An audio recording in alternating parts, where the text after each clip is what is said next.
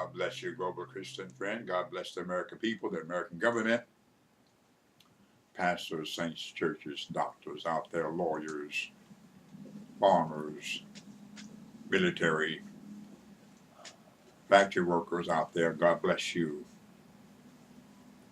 Find the peace that the Lord wants you to have within your homes and within your hearts. Here, Jesus told them in Luke 5, let down your nets for a drought, launch out into the deep. They didn't launch out. They didn't let down their nets. They stayed shoreline and let down a single net. You see the results. You see the weight of Jesus' words, don't you? Their net break. Verse 9, they filled both the ships so that they began to sink. The ships began to sink, even at the shoreline. Who ever heard of anybody letting down a net at the shoreline without launching out into the deep and filling two ships full of fish so much that the ships began to sink? Think about that. More than half the work, look, you deep sea fishers out there, fishermen out there, you know what it means to go out into the very deep to get the crabs and the lobsters and the oysters and things of that sort. And isn't it nice to just wake up in the morning, walk down to your ship, put your net in without having to leave the dock, and offloading out of the sea enough to cause your ship almost to sink, and you don't have to go out into the deep? Of course, now I don't get that wrong in understanding. Jesus told them to launch out into the deep, let down your nets for a drought. They didn't. But the results are the results of the words of Jesus and circumstances being obedient to his word. He knew from Scripture that there would be a great multitude of fish. They didn't know, they didn't understand, they didn't accept it, but that did not negate the power of the word of Jesus. What he says, he does. What he says, he means. All right? You need to understand that about the Lord. The ship, both ships, verse 7, began to sink.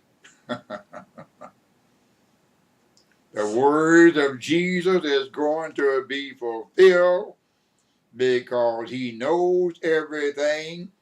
He is instructed in everything, and what he sees, and he knows that. As a matter of fact, he said, we testify to that which we have seen, but you don't receive our testimony. But our testimony is true. And if I see what need to be seen, and you believe what I see, you reap the results. But if I see what I need to see, and you don't do what I say, you reap the results, which is not favorable to your disobedience. Both ships began to sink.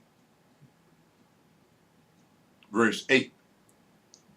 When Simon Peter saw it, he fell down at Jesus' knees the way that Cornelius would fall down at his knees, saying, "Depart from me, Lord, for I am a sinful man, O Lord." I'm a sinful man, Lord. I'm just thinking that I just obey part of your word or hear in part. And, half faith is not total faith. Hearing in part is not hearing in whole. Doing in part is not doing in whole. You know in part, you testify in part. I don't mean no harm. I'm going to tell the truth about it. Going off in space, in rocket ships, is part knowledge. Beautiful knowledge.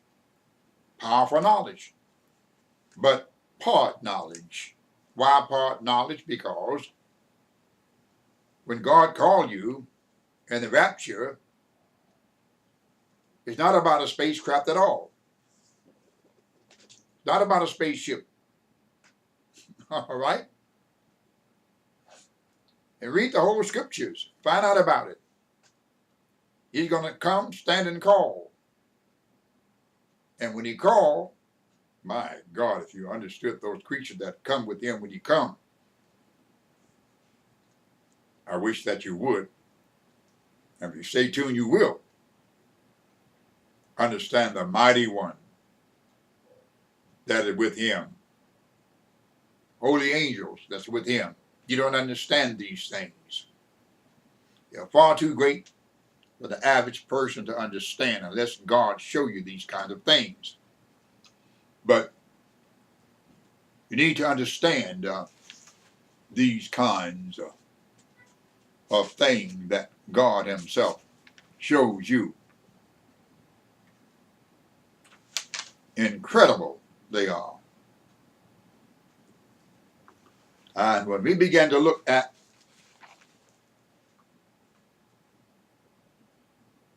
those great things that the Lord will have us to understand, they're usually beyond the imagination of science and technology. But that's the way he is. Here, depart from me, for I am a sinful man, O Lord. Luke 5:9. For he was astonished, and all that were with him, at the draught of the fishes which they had taken. Think about that. Chopping it down. Call schools of fishes to just swim into your net. All right? What is Jesus showing here?